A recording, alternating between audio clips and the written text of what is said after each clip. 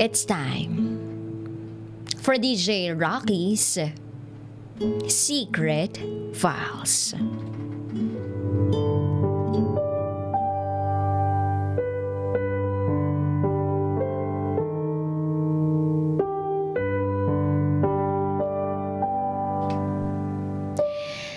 Mahirap kapag kapamilya mo ang ipinautang.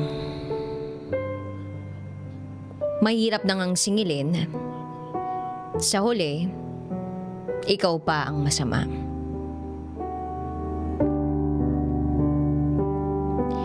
Tawagin niyo na lang ako sa pangalang Monica. 24 years old. Simple lang ang trabaho ko. Secretary sa isang construction company. Magtatatlong taon na ako dito sa trabahong ito. Sapat lang yung kinikita ko. Pero pag minsan, kapag sineswerte, sobra pa. Nakakagala kami ng mga anak ko at naibibili ko sila ng mga gusto nila. Commission basis din po kasi ako. 3 ang aking anak. 2 lalaki, 6 years old and 5 years old. At 1 babae na 9 months old. Ang asawa ko ay walang permanenteng trabaho. Pa-sideline din siya sa pinapasukan kong trabaho. Kahit papaano, nakakatulong naman yun sa amin na pandagdag sa gastusin namin. Ang asawa ko, meron siyang nag-iisang kapatid na babae. Itago na lang natin sa pangalang Bridget. Alam ko kahit noong una pa lang, marami na siyang pinagkakautangan. Wala siyang pakialam basta makakuha siya ng pera. Ang asawa ni Bridget ay seaman. Ilang taon na ring pabalik-balik ng barko, pero hindi ko alam kung bakit nakukuha pa niyang mangutang ng mangutang. 2 lang naman yung mga anak nila. Kakapanganak ni Bridget noong December 2018. At ang panganay niya ay mag 8 years old na. At eto na nga. Dahil sa pagbubuntis niya, nakautang siya ng marami sa akin. Sa katunayan, dati na siyang may utang sa akin. 13,000 pesos.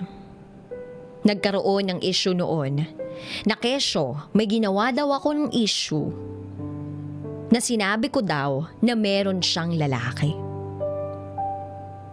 Sa totoo lang ay wala akong pakialam sa buhay niya.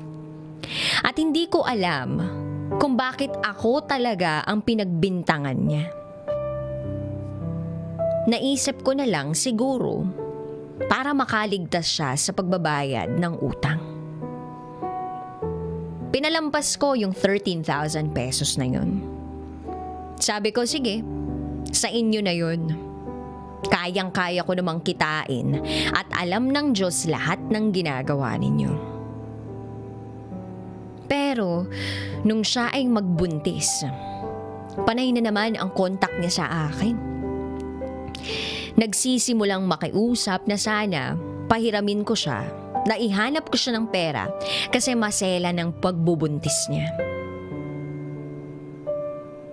Kung ano-ano pang sinabi niya sa akin na tiyak madadala ka ng konsensya mo. Ako naman tong si Uto-Uto, pinahiram ko ng pinahiram hanggang sa manganak siya. Ang pagpapahiram ko sa kanya ay hindi alam ng asawa ko.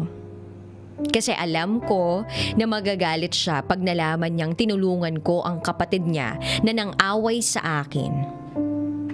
At alam ko din na napakahirap singilin. Kaya nung malaman ng asawa ko, galit na galit siya. At tuwing wala na kaming pera, lagi niyang isinisisi sa akin ang perang pinautang ko sa kapatid niya na mahirap magbayad. Ang problema lang kasi, kay Bridget, yung kapatid niya, matapos mapakinabangan yung pera, para bang ayaw nang magbayad.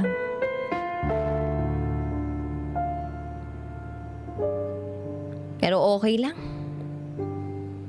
Iniisip ko na lang, nahirap talaga sila.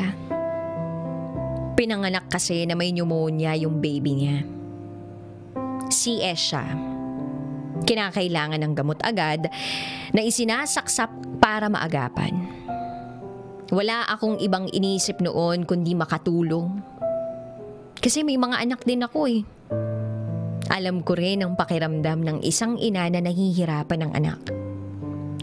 Alam ko yung pakiramdam na walang-wala kang pera at kailangan mo ng gamot para isalba ang buhay ng anak mo.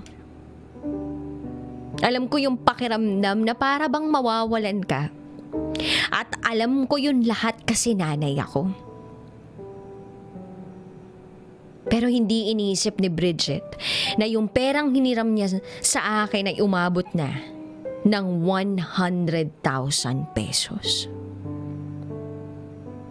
At hindi akin lahat ng yun. Yung iba, ipinakiusap ko yun. Pinilit ko sa iba para sa kanya, para sa anak niya. Tapos isang araw malalaman ko na puro lang pala sa luho niya ginamit yung pera. At pagpapabibo doon sa pinapakitirhan nilang bahay. Doon niya ginasta. Nanlumo ako, ang laki kong utu-uto. Ang laki kong tanga. Hinayaan kong maubos ang savings ko sa walang kwentang kapatid ng asawa ko. Napakawalang ya ni Bridget. Walang ya, ginamit pa niya yung anak niya para sa luho niya.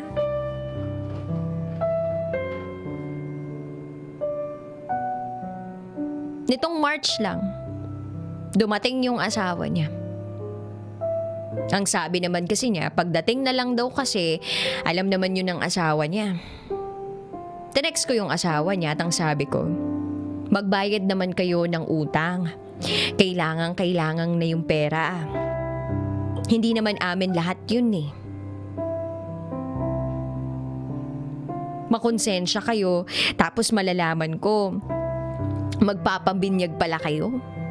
Bago sana kayo magpabongga, magbayad naman muna kayo para hindi nakakahiya, 'di ba? At alam nyo kung anong reply ng asawa niyang lalaki? Ang sabi, wala kang pakialam kung magpapabinyag kami. Nag-reply ako, sige, sa mismong araw na lang ng binyag mo kami, maniningil. At ang sabi naman ng asawa ni Bridget, sa simbahan na lang dahil papabendisyonan kita sa pare at sa iba pang mga nagpapabinyag. Grabe no? Ako na nga yung tumulong. Tapos ako pa yung ginaganito. Fast forward.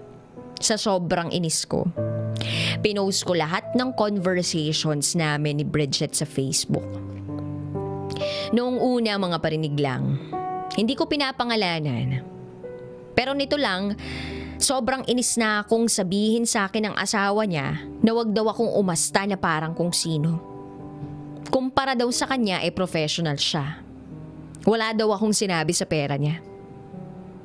Kaya ang sabi ko sa kanya nun, kung talagang professional ka, magbayad ka ng utang. Saan ka professional? Professional sa hindi pagbayad ng utang? Professional mangutang tapos TY lang? Kaya naman pinost ko yung mga pakiusap niya noon para maalala niya ang mga pagmamakaawa niya noon at makonsensya siya sa mga ginagawa niya. Kung hindi ko pa ginawa yun, hindi pa siya magte-text. Pero siya pa ang galit.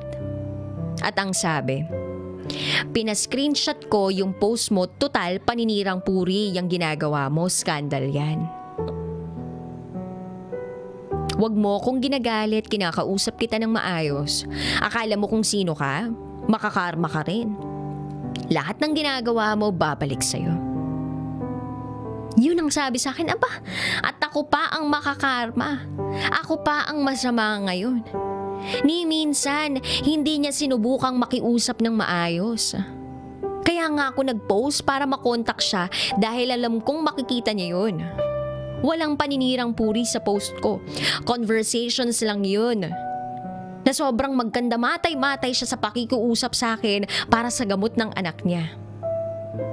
Grabe talaga, hindi ko alam kung anong plano niya pero sa tingin ko malabo na akong bayaran ng kapatid ng asawa ko dahil sobrang kunat niyang singilin, sobrang lagkit. Ako na yung tumulong, ako pa ang napasama. Ako pa ngayon ang mali. Ipinabarangay ko na din kaso yung barangay wala rin. Magfe-fiesta daw kasi kaya hindi nila maasikaso. Hindi rin naman pwedeng sa small claims agad nang walang endorsement sa barangay. Nakakainis lang. May mga tao pala talagang walang utang na loob. Lahat-lahat ng malasakit mo, ibinigay mo sa kanya at sa anak niya pero sa huli ako pa ang masama. Ako pa ang mali. Nakakaloka. Hiyang-hiya naman ako sa kanila. Siman nga yung asawa niya, ilang taon na, pero hindi kayang magsarili. Palaging dapat may kasama katulad ng tita, tito. At ngayong kakapanganak lang ay sa kamag-anak nakikitira. Tapos ang yabang pa ng asawang lalaki na professional siya, na marami siyang pera, any piso wala nga siyang maibayad. Ang asawa ko naman naiipit sa sitwasyon. Hindi ko alam kung kampi ba siya sa akin o hindi. O doon sa kapatid niya o sa asawa ng kapatid niya dahil barkada niya yun eh. At ngayon magpapabinyag din ako sa anak kong babae, wala akong kapera-pera. Kapus na kapus kami. Pero nagpapasalamat ako na may trabaho ako kahit swertihan lang ang kinikita. Nakapagpapatayo na ako ng maliit na bahay. Nakapagpundar ng motor. Nakabibili ng mga gamit sa bahay at kahit papano'y napapag-aral yung mga anak nang hindi nangungutang sa kung saan-saan. Pero yung professional na asawa ni Bridget, kahit nga ata kalendaryo walang sarili yun. Kahit nga ata tabo o palanggana walang sarili yun. Tapos magmamayabang siya na professional siya at wala akong sinabi. Hindi na talaga nahiya. At hanggang ngayon, hindi pa rin ako binabayaran ng mag-asawa. Pinagpapasa Diyos ko na lang ang lahat. Alam ng Diyos na naawa ako. At sa huli, ako palang kawawa.